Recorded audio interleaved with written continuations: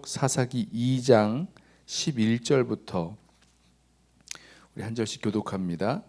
제가 먼저 읽습니다.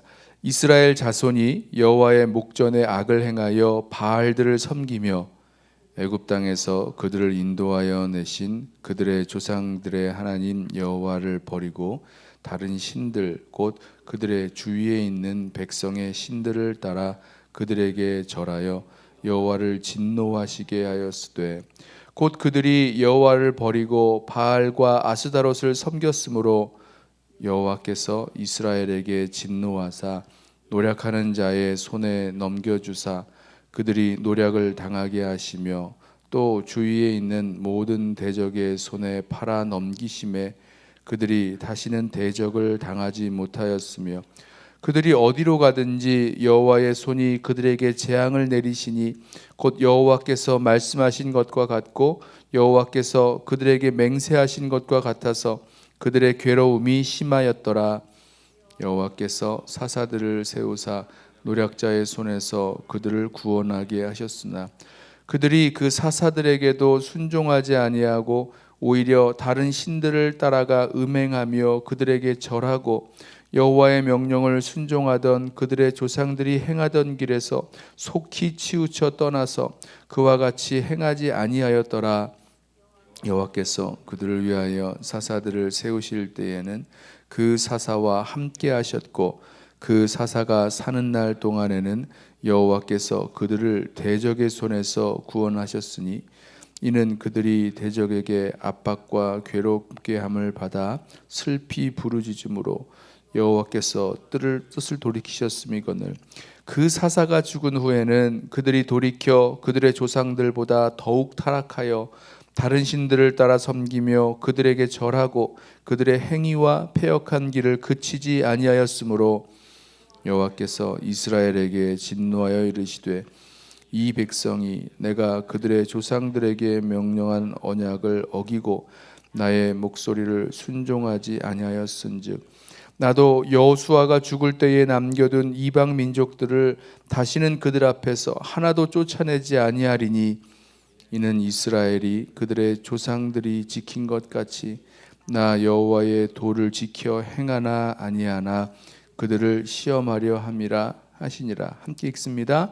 여호와께서 그 이방 민족들을 머물러 두사 그들을 속히 쫓아내지 아니하셨으며 여호수아의 손에 넘겨주지 아니하셨더라. 아멘. 사사기 2장 11절부터 이 말씀을 보시면 이스라엘 백성이 가나안 땅에 정착해서 그들의 조상 하나님 그 여호와 하나님을 버리고 그 주위에 살고 있었던 가나안 민족들의 그 신들 바알과 아스다롯으로 대표되는 이 주위 백성의 가나안 민족의 그 신들을 섬기게 된 이야기가 나옵니다.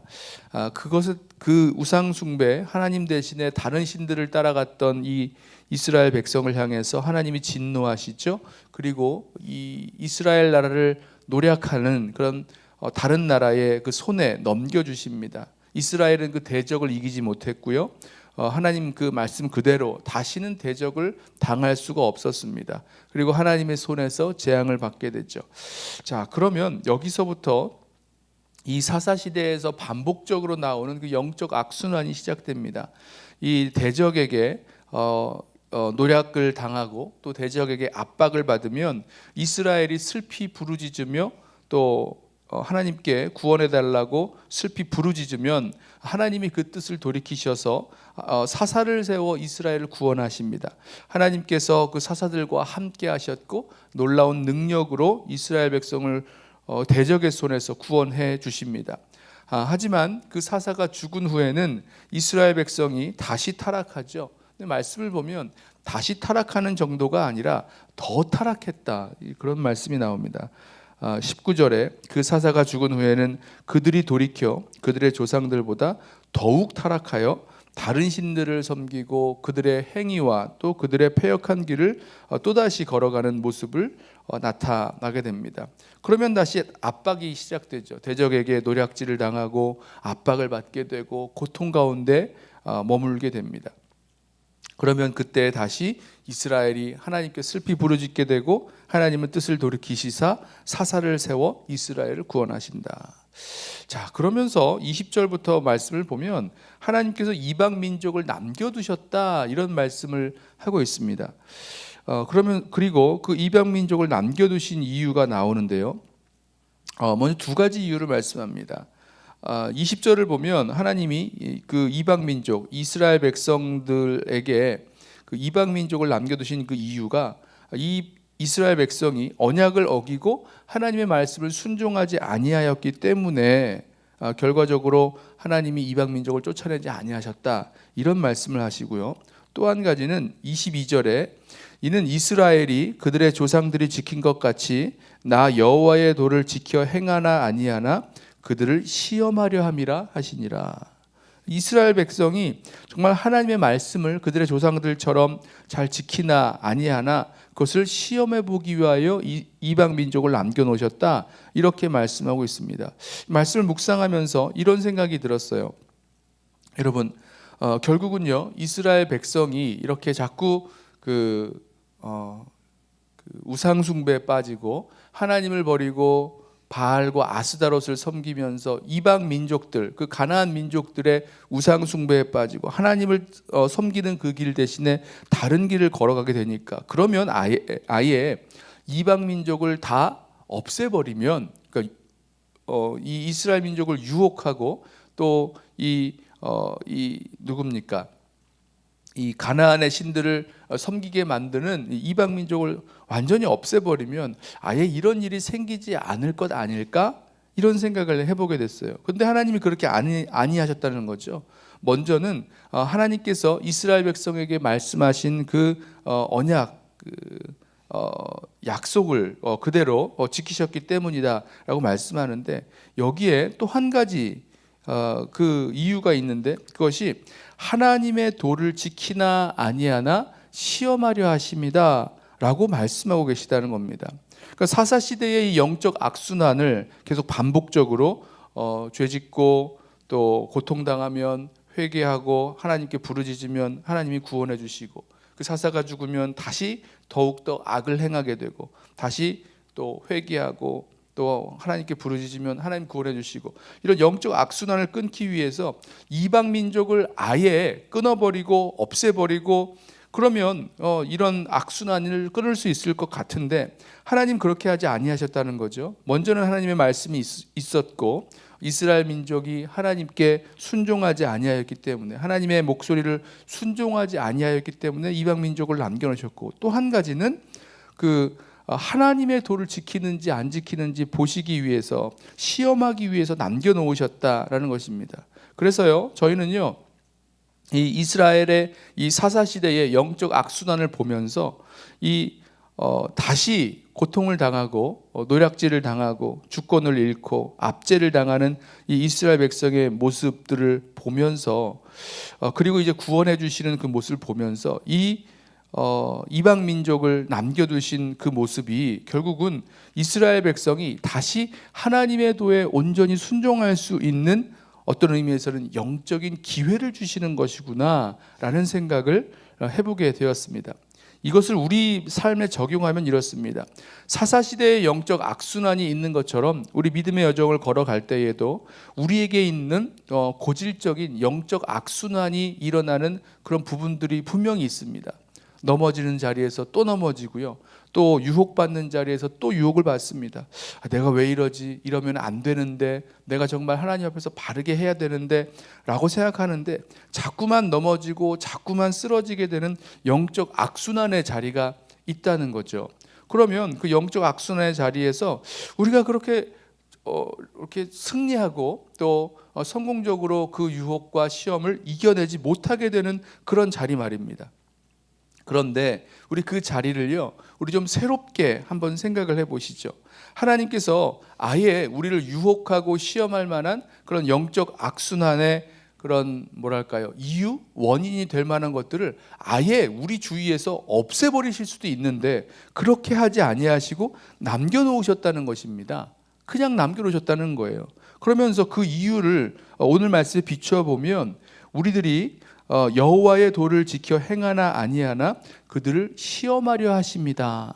이 말씀 무엇이냐면 우리가 그 시험에 있어서 그 유혹과 그 어려움, 영적 악순환에 빠지는 그 자리를요, 다시 하나님 앞에서 하나님 말씀에 우리가 정말 회개하고 순종할 수 있는 그 기회로 한번 삼아보자는 것입니다. 또 한 가지는 하나님이 그 자리를 보고 계시다는 거예요. 하나님께서 우리에게 남겨놓으신 그냥 여전히 없애주지 아니하신 그런 어떤 의미에서는 그런 유혹거리일 수 있고요, 시험거리일 수 있고요, 또 뭐 사도 바울에게 있어서는 마치 육체의 가시처럼 남겨놓으신 그런 영적 악순환이 일어날 수 있는 그런 자리들, 그런 시험의 자리, 유혹의 자리, 이런 자리가 하나님께서 우리의 순종의 모습을 기대하시고 우리를 보고 계시는 자리라고 우리 함께 생각하였으면 좋겠습니다. 그래서 이 영적 악순환을 끊을 수 있는 저와 여러분 되길 원합니다.